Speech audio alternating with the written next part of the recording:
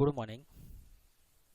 સરસ્વતી શિશુકુંજ બોરસદ, ધોરણ 11, વિષય computer, video number 5.3, પ્રકરણ નંબર 5, શિફિંગમાં ઇમેજનો ઉપયોગ.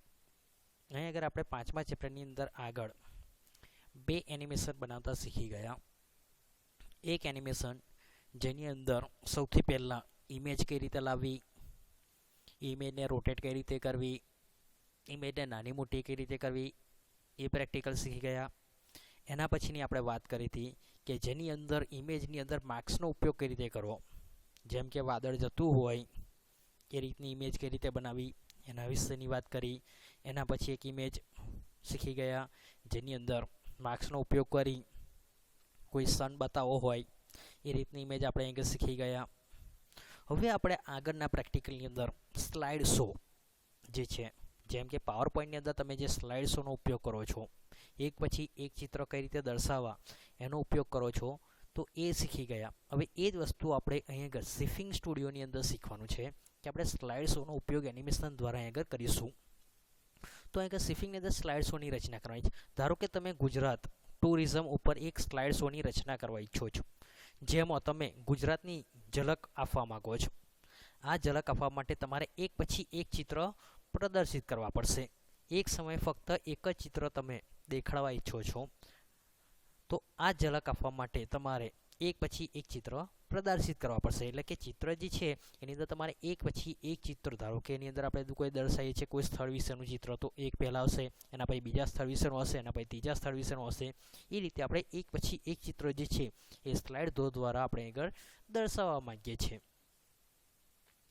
તો આપણે દરેક ચિત્ર ઉપર અલગ અલગ કામ કરવા ઈચ્છતા હોવાથી તે દરેક ચિત્ર જુદા જુદા લેયર ઉપર મૂકવા જોઈએ.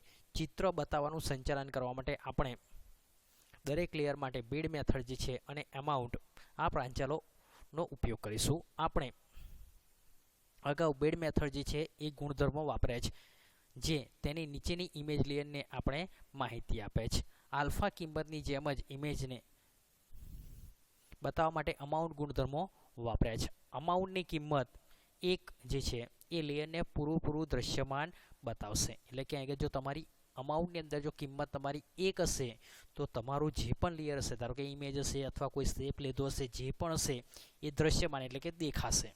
જો તમારી અમાઉન્ટની કિંમત એક હશે તો ઘણી વખત આ એમસીક્યુ અંદર પૂછાય છે કે અમાઉન્ટની કિંમત જે છે એ દ્રશ્યમાન માટેની કિંમત કઈ હશે, તો કે 1. એ જ રીતે જ્યારે તેની કિંમત અહીં આગળ 0 હશે તો તમારું લેયર જે છે એ પારદર્શક સૂચવે છે, એટલે કે તમે જોઈ શકતા નથી. એ પ્રકારનું અહીં તમને બતાવવામાં આવશે. તો અહીં સ્લાઇડ શોની રચના કરવા માટે આપણે ઘર નવી એક ફાઇલ બનાવીશું અને આ રીતે આપણે ઘર એક પછી એક ઇમેજનો આ રીતે ઉપયોગ કરી અને એનિમેશન તૈયાર અહીં કરવાની છે. તો અહીં તમારી જોડે ધારો કે કોઈ ચિત્ર ગમે તે હોય તો એના દ્વારા તમારે એનો ઉપયોગ કરવાનો રહેશે. એવું નથી કે અહીં જે ચિત્ર બતાવવામાં આવે છે એ જ તમે એની અંદર ઉપયોગ કરો. તમે એ રીતે તમને જે અનુકૂળ લાગતી હોય, તમારે કોઈ પ્રોજેક્ટ હોય, કોઈ બુક હોય, તો એના દ્વારા તમારે કોઈ ઇમેજની અંદર સ્લાઇડ શોની રચના કરવી છે તો તમે એની અંદર કરી શકશો. તો અહીં આગળ આપણે જે છે એ આ રીતે એક પછી એક ઇમેજ આ રીતે મૂકી અને સ્લાઇડ શો જે છે એની રચના અહીં આગળ આપણે કરવાની છે. અહીં આગળ સોમનાથનું આપેલું છે, પાલીતાણા જે છે એનું ઇમેજ આપેલી છે, અક્ષરધામ છે, નવરાત્રી માટેની એક ઇમેજ આવેલી છે. તો આ રીતે આગળ તમારે 5, 7, 10 એ રીતે અલગ અલગ પ્રકારની ઇમેજ છે એ ઇમેજ મૂકી અને અહીં આગળ સ્લાઇડ શો જે છે એની રચના કરવાની છે. તો હવે આપણે આગળ જોઈશું શિફિંગ સ્ટુડિયોની અંદર કઈ રીતે આપણે એનિમેશન બનાવી એના વિશેની વાત હવે કરીશું. सिनफिक ओपन कर लेंगे. सबसे पहले हम सिनफिक स्टूडियो, ये हमारा सिनफिक स्टूडियो ओपन हो गया. कैनवास को हम साइज सेट कर लेंगे. इंपोर्ट करेंगे फाइल को, फाइल में जाके इंपोर्ट, हम फर्स्ट इमेज को सिलेक्ट करके ओपन. अब सेकंड इमेज इंपोर्ट करेंगे, फाइल में जाके इंपोर्ट. हम कीबोर्ड से कंट्रोल आई से भी हम इमेज को इंपोर्ट कर सकते हैं. अब कीबोर्ड में से कंट्रोल आई भी यूज़ कर सकते हो. अब फोर्थ इमेज हम इंपोर्ट कर लेंगे. 4 इमेज का हम स्लाइड शो बनाएंगे. सबसे पहले हम आप देखेंगे लेयर में इमेज आ गई है. फर्स्ट इमेज सिलेक्ट करेंगे, उसकी ब्लेंड मेथड चेंज कर देंगे स्ट्रेट. अब अमाउंट अमाउंट में राइट क्लिक करके कन्वर्ट टाइम स्वैप पे क्लिक करेंगे। ये टूल को हम सिलेक्ट करेंगे, इसलिए अमाउंट की प्रॉपर्टी डिटेल में आप देख सकते हो। ट्रायंगल बटन जो अमाउंट के बाजू में दिखाई देगा, वो क्लिक करने पे अमाउंट की प्रॉपर्टी दिखेगी आपको। फिर हम इसकी जो वैल्यूज है बिफोर, आफ्टर, टाइम, लेंथ, हम अपने हिसाब से हम चेंज करेंगे, सेट करेंगे। अभी हम आफ्टर की वैल्यू हम 0 रखेंगे, क्योंकि एक स्लाइड के बाद दूसरी स्लाइड कितने सेकंड के बाद डिस्प्ले होनी चाहिए, तो हम उसकी 0 वैल्यू रखेंगे। और टाइम, वो स्लाइड कितने सेकंड के बाद प्रदर्शित होनी चाहिए, मतलब 5 सेकंड तक ये स्लाइड चलेगी तो दूसरी स्लाइड 5 सेकंड के बाद वो डिस्प्ले होगी। 5 सेट कर देंगे। ऐसे हम प्रॉपर्टी आप अलग अलग चेंज, आप कोई भी सेट कर सकते हो अपने हिसाब से, जैसा स्लाइड शॉप बनाना चाहो। अब सेकंड स्लाइड सिलेक्ट करेंगे, अमाउंट के ऊपर राइट क्लिक करके कन्वर्ट टाइम स्वैप टूल को सिलेक्ट करेंगे। अमाउंट की प्रॉपर्टी ओपन करेंगे, जो ट्रायंगल बटन आपको दिखाई देगा। आफ्टर में हम क्या लिखेंगे, 0 और टाइम यहाँ पे 10s करेंगे, मतलब 10 सेकंड। थर्ड स्लाइड सेम उसी तरह हम कन्वर्ट टाइम स्वैप, इसके बाद हम अमाउंट की प्रॉपर्टी ओपन करेंगे। आफ्टर में क्या करेंगे, 0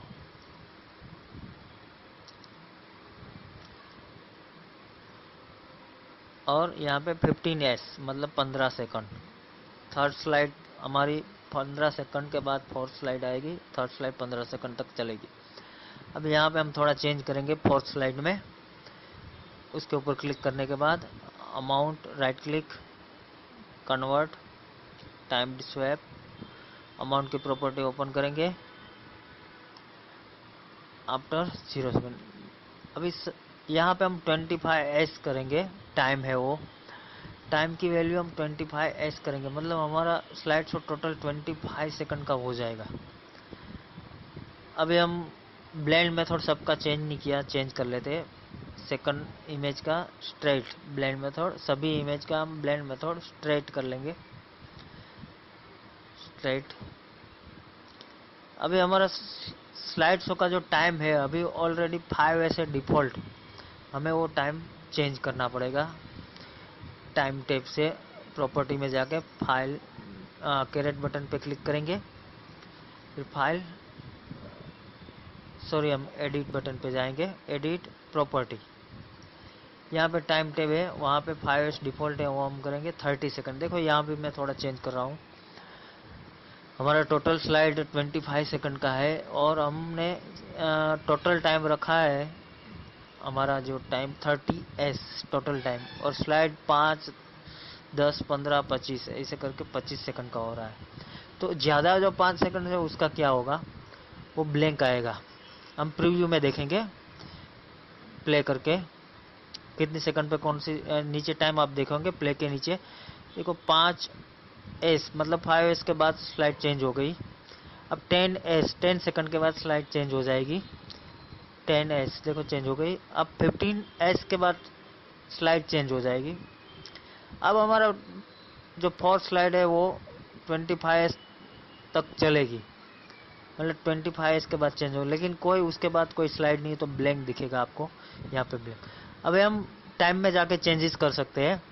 अभी हम टोटल 25 सेकंड का है, लेकिन हम टाइम जाके 20 सेकंड करेंगे तो हम देखेंगे क्या होता है, कोई उसमें परिणाम में कोई फर्क पड़ता है।